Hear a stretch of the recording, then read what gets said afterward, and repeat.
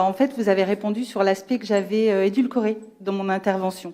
Donc, du coup, excusez-moi, mais je vais aborder quand même ce point, le Conseil municipal des enfants.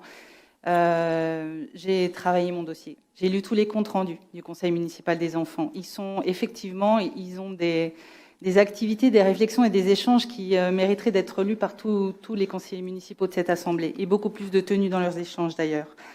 Le Conseil municipal des enfants a fait sa proposition de nom, comme vous le disiez, de 2 noms, effectivement, en mars 2020.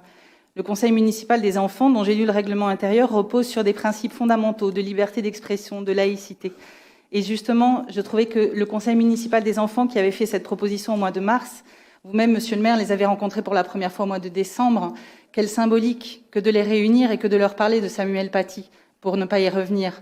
Quelle symbolique que d'échanger avec eux sur les valeurs de la République, sur la liberté d'expression et sur la laïcité. Et alors peut-être qu'ils auraient accepté, sans doute auraient-ils compris, et la proposition que vous avez faite à la commission de la biographie aurait peut-être été différente. Ce n'était pas mon sujet. J'avais fait le choix d'aller droit à l'essentiel.